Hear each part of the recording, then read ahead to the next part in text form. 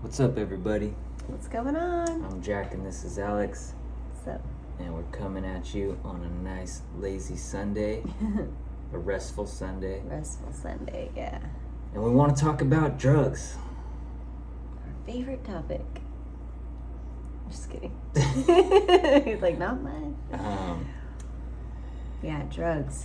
Drugs. Alex and I were just talking about in the truck. We were driving back to the house and we were talking about like why drugs are a thing. And we have both dabbled in that in our younger years, you know. Wouldn't say that either of us was like a drug addict in any way, but definitely would partake in some recreational drugs.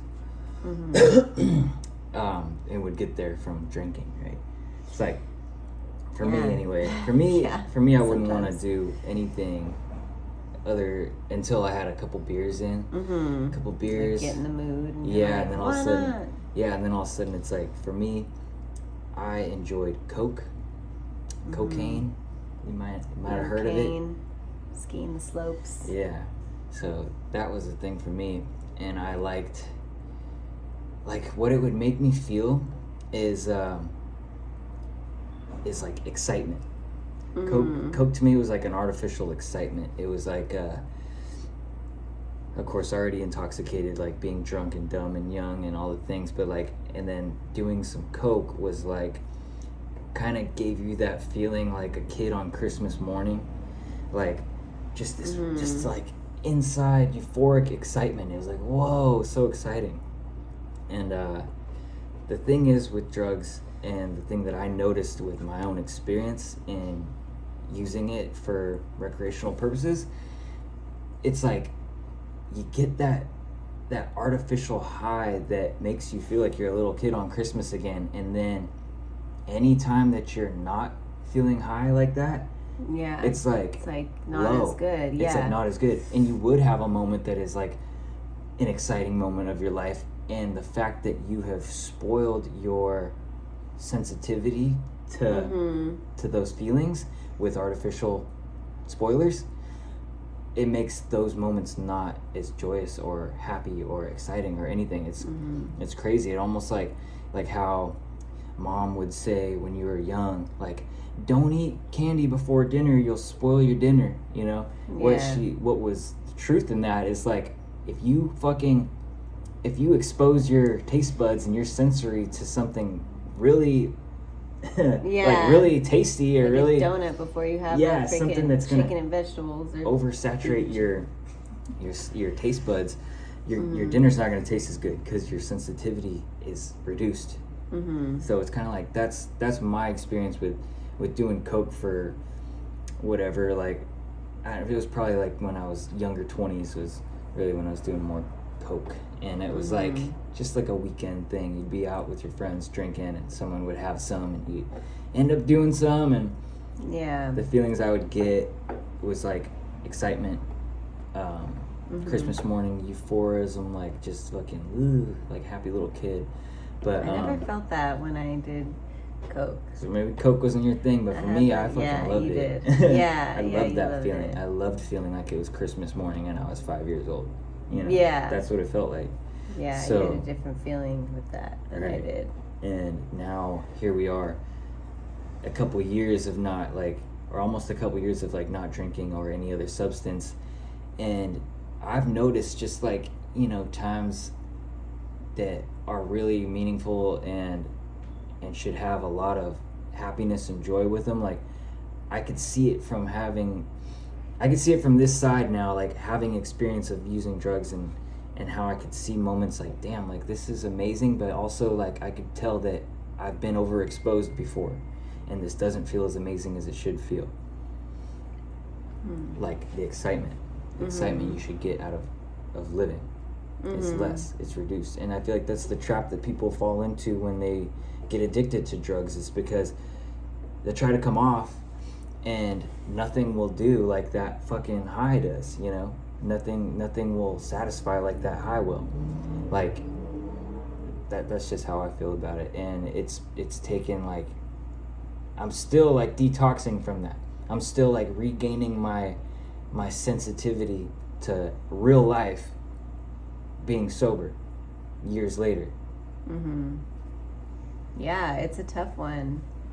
I forget what I brought up in the car, but yeah, just from just like drinking alcohol, like just as simple as that. It's like any like little hangout that you have with your family or your friends. It's like once you do it and have like, oh, I was explaining like a happy moment that I had with with like my mom's and like just my sister, my family. It's like around the holidays, like everyone's like snuggled up in a blanket, like watching a good holiday movie or something, like fucking having a bottle of wine and just like cozy, and then I thought about, and then I've like done that since then, and like it's still like great, but it's like, dude, it's like it wasn't exactly like that. It wasn't the same. And then it was just kind of fucked up how I was thinking like, dude, like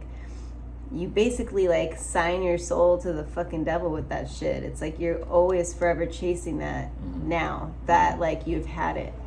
And that, I mean, it makes me mad to like think about that. It's like why did I have to damper like this moment, this special moment, and like now forever I'm gonna be like, not forever, but like I'm always gonna be like chasing that. It's not as good as that one time when we had that wine and whatever. It's just kind of like fucked up. And I was just thinking about how fucked up it must feel to have something like fucking, who knows, like a heroin or something. Like I've never done heroin. That's never one of the drugs that I've never bridge. Done. Yeah, it's one of the drugs I've never done. Likewise. Yeah, but I can imagine like having this crazy fuzzy feeling, and then someone saying like, no, you can never have that again, and because it's bad for you, and then you're just, everything else sucks. You're like, damn, like life sucks now. And it sucks how when you cross that bridge, like you're saying, it's just like hard to come back from. Yeah. Can't imagine. It's like you're saying, like it's like selling your soul to the devil, signing your soul away, because you've crossed that bridge and there's no going back. You're overexposed now. Now you've felt too much. It's like we have these chemicals that our body is designed to let out during certain times of our lives, like your first, like the actual chemicals that your body secretes, like your first love, your wedding day, all these things like that. You're supposed to, like the birth of your firstborn child, like we haven't felt that yet, but these chemicals in your body that are supposed to be like preserved and saved for these precious moments, and that they're supposed to be released naturally through a life experience. What happens when you take drugs is you start exhausting those chemical glands that are supposed to be preserved. So it's like, if you're young and like you think it's all you think it's not a big deal doing drugs and like drinking and shit, like just having fun, we're just young and having fun, like that's what we thought. And then like now you get to a different perspective where we're a little bit older and we could see how life is going, and it's just like you've had those highs before, you've had those highs from drugs and drinking, and you're like, damn dude, like those warm fuzzy feelings, those feelings in a bottle, like those, it wasn't even real. It wasn't real. You weren't meant to feel that. Like, why couldn't you feel those warm fuzzy feelings just being surrounded by your loved ones? Why does it have to have this artificial fucking sweetener added to it? It's not how it was designed to be. It's not how our bodies were designed to live life. So just being on this side of it, it's like part of the curse that comes along with it. It's the curse that goes along with it, because now nothing's ever as sweet, It's kind of like having a craving that can never be fucking satisfied once you've like had it before. Yeah. So, but it's not to say that like we're like all in doom and gloom for the rest of our lives, like we can get past that. It's just kind of like, we've just noticed like becoming sober, like that these moments, like what that has done to our lives and what like we are living with, and but I mean, it sounds like all depressing. It's not. I feel like it's not going to be like that for the rest of our lives. No. I feel like we're going to be like, we're going to just kind of you detox, you rejuvenate and yeah, rebuild like your natural chemical production. But it is a real thing. Like when you take a drug, like it actually is like, what is it, fucking serotonin and endorphins, and like it's like these hits of chemicals being released. And oh yeah, that's why like people get depressed after, because they exhaust that, and then they have to take 5-HTP, which is supposed to like help them like bring their serotonin, build their shit back up. Shit. Yeah, like you fucking I've done that before. Yeah, there's a reason you feel low after being drunk and high and all the things. Like what goes up must come down. And it's really just a chemical thing. It's like can be explained scientifically and just with the physics of life, like how everything is in balance. And when you disrupt the balance, like you're gonna have deficits. You know, if you have a surplus on one side, you're gonna have a deficit on another. And it's all the same with the chemicals that your body produces as well. So we just were talking about that. It's just an interesting topic. And like getting sober, you know, I've almost been sober a couple years. Coming up will be 2 years. And it's just like so many different stages of like enlightenment through it, of just recognizing things like for what they really were and what they really are. It's been really interesting, and like yeah, it's not all fucking doom and gloom. Like we get our own highs, you know. We know how to get highs the right way, and we get them. But when you meet your soulmate, like when you meet your soulmate, I felt that. Like I was actually thinking about that the other day. Like one of the first times, that I met you, but also after when I was sober, you know, like when we were talking. We were intoxicated when we met. Yeah, and we were talking, and like I just remember driving home. I was living in Temecula at the time, and I just had this like crazy, like overwhelming like feeling. Yeah. And it was just like all these emotions, and I was just like, fucking, I've never felt that before. Damn. And I was talking to you, and like I just like, that's like kind of when I knew. Like I'm like, dude, like this is my man. Is real. Yeah. And I'm like, this is a crazy feeling that like I've never felt. So like you can still get those feelings, you know. Don't feel like, oh, my fucking life is over, because it's not. But you should take awareness to it, or don't. It's just like what we feel is like, damn, I'm glad we stopped when we did, you know. I'm glad we stopped when we did. Well, even for kids like wanting to go out and like try drugs and be like, well, this is my 20s, like this is what I'm supposed to do. It's like, just fucking go in there, like, and think about the repercussions first.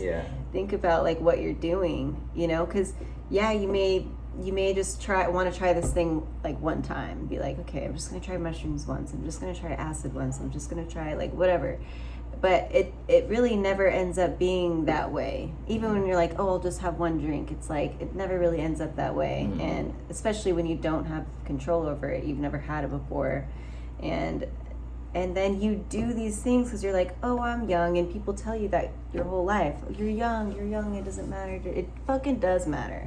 I wish no one ever told me that. I wish no one ever said, you're young, don't worry. Like, what the fuck? I know. We're like, no, you need to worry. You need to be aware. You should be aware of everything that you're doing, because everything has a fucking repercussion. It does. And like, just especially with drugs. Like I've known people who have taken fucking acid once and like ended up like bad shit happening, like running into a lake and drowning. Like their first, I don't know if it was actually his first time, but like terrible. And like not a lot of good comes out of that shit. No, it's and a lot of people say it's harmless, and it can be for you. Who knows what it is for the next person? Who knows what's going on in their brain? You know what I mean? Like they could already have like some chemical imbalance, or like who knows? Like I've known plenty of people who fucking became schizophrenic after doing a bunch of drugs. You know? That's like all the burnouts we see on the streets. Like fucking, there's just like an epidemic of homeless people these days. Or around like the main parts of Long Beach where we live. It's really bad. And it's just like you see kids that are fucking younger than us, and they're just fried, and they're walking the fucking streets barefoot, and they're filthy. And it's like, if you think drugs are not a big deal, like that young kid that has potential in them, just like you or me have, like they're now like fucked. And it is serious. It is serious. Like it does need to be taken more seriously. I know that there was like the whole like dare shit when we were young in school, like say no to drugs, all that shit. Yeah. It's like, I don't know, they didn't give it to you real enough. Well, they didn't give it to me real enough because I fucking... There's things that I remember, like...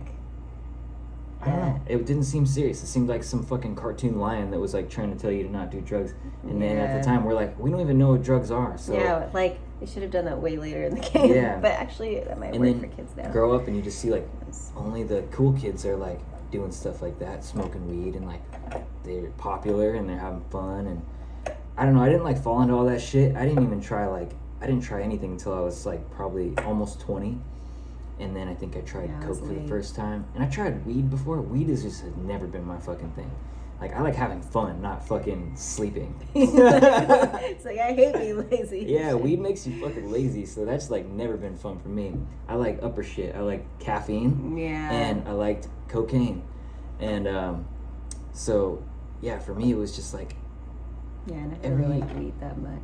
Yeah, and it's like, I think it affects everybody differently. Like, we all have, Alex was saying, like, we all have our own set of chemicals, and each drug would probably, reflect differently depending on your set of chemical production. But, yeah, for me, I like coke, and then now I just realized what it did and what it does, and it's an artificial high, it's an artificial feeling, it's not real. And same thing with getting drunk. It's like, getting drunk is literally like, it's like a fucking little safety blanket. It's like here, wrap this up and everything's gonna feel good. Like, you had a stressful long week, have a drink and everything's good. And it's like, what the fuck? Like, it's just a pussy way out, I feel like, You're just like dusting shit under the rug. Exactly. And like, it's still gonna be there. Exactly. And it's crazy to think about that now. Like, just to think how fucking ridiculous that sounds. It's so ridiculous. Yeah. But I used to do it all the time. I'd be like, fuck it, I'm going to have a drink. I had a hard day or like whatever. Never talk about that hard day. Or maybe I did. Right. Didn't really like think about it. Didn't register it. Didn't make a solution. Nothing. And then the next day, went and did it again. And it's like, fucking what? Wake up. Wake the fuck up. Yeah. That shit, it makes you complacent, dude. It makes everything seem okay. Like you could be not happy with where you are in your life, with your work and your relationships and everything like that. And it's just like, you have a drink and it's like, everything's okay. And then you never change. And then you get stuck in this little fucking low-level shit. And I don't know, I've had like spurts in my life that were like that, where I just was like complacent. And it's like, what the fuck? Because now, sorry to get intense about it, but like, I'm an intense person. And like, that's part of my shine, is my intensity. That's like what drives me. And doing drugs and drinking like dulls my shine, dulls my power. Like it takes away our power. It does. Whatever yours is, it just is gonna fucking soften that and make you soft. And that's like the way that I had to hear it to want to like stop doing that shit, was like, that shit's a fucking pussy way out. Because it really is. And when I heard it like that, I was like, fuck that, I don't want to be a fucking pussy. Like, I'm not doing this shit anymore. It's for bitches, Like, to let something have control over your life. Like, that was kind of the thing for me. It's like, no, I have control over my life. It's like, actually, I don't. It's like, do you? Because this rules my world right now. Right. Like, I need a drink before I do this. I need a drink to go have dinner with this person. Or, like, it's just becomes a blanket, like you said. Yeah. And then all of a sudden you're like sick and haggard looking. You're like, fuck, I just can't stop, won't stop. It's like, how often have we done that? Like, God, I need a drink. You get somewhere where you're like uncomfortable and awkward.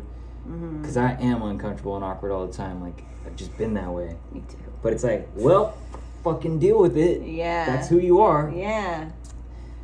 So, yeah. So, yeah. Yep. Some realizations. Reflection Sunday. Yep. Yeah. Anyway, it's a pretty good long video. 20 minutes. 20 minutes. I'm not telling you need to get sober, but like, we're just raising awareness. We're just raising awareness and what the shit really is, the truth. We've just been there, and like, even though, like we were just saying, like there are some moments that don't feel as, like, you know, like kind of dulled those moments out when you don't have the drug of choice anymore. It's still so much, life is just still so much better. It's so much better, like living truth and living like. It's really dope waking up in the morning. That's what we feel like. It's really dope waking up in the morning and like not going like, oh my God, I can't believe I did that last night. Oh my God, look at my wallet, it's empty. Like, what did I do? Like, yeah, it's really dope waking up not having regrets of what you did the night before while you were intoxicated. Oh my God. 2 years of waking up like regret free is very nice. Everyone's like, how do you guys wake up at 3:30 in the morning or 3 o'clock in the morning? And it's like, well, we go to bed at 8 o'clock and we don't drink. We don't. Yeah, and there's that no was hangover. That was kind of a tool used to stop that shit too, though. Like committing to really early wake up. It's like, damn, dude, you can't even go out if you wake up really early because you're so exhausted. Yeah. And so it's just like, that was a good tool. It was. That was a really good tool. And like the whole working out every single day, that's a really good tool. Like you can't be hungover and do this hard workout. Exactly. 100 burpees. Exactly. 100 burpees. Exactly. Yeah. So they're all like the healthy stuff that we sign up for is really like just to be there as a tool to keep us away from bad things that we used to do. And now that we're further along the path, it's like we still use these tools and now we're just like adjusting our day to fit our life the best. But you know, it had to start out pretty fucking militant to get us to really change. And shit, I think it was a really good way to go. There's no downside to it. Like, the only thing that happened is we got really fucking in shape. We got really fucking ripped and healthy. We got really ripped and healthy and learned how to track our food, and we have 100,000% control over our body composition, and we help people with their nutrition all the time. And we just have learned a whole new level of work ethic. So it's been cool. It's been no downside to living militant. And even though it seems like fucking, oh well, like workout people like they're all hardcore, it's like, dude, whatever. Like, no, whatever. There's worse shit. There's worse. Yeah. There's way worse shit that we have done. Yeah. Dude. But I'm super grateful for this. You know, it's funny. Our new trucks. Don't have any. Our new trucks. These are the only trucks. The only keys that have never had Coke residue on them. Isn't that fucked up to say? Yeah.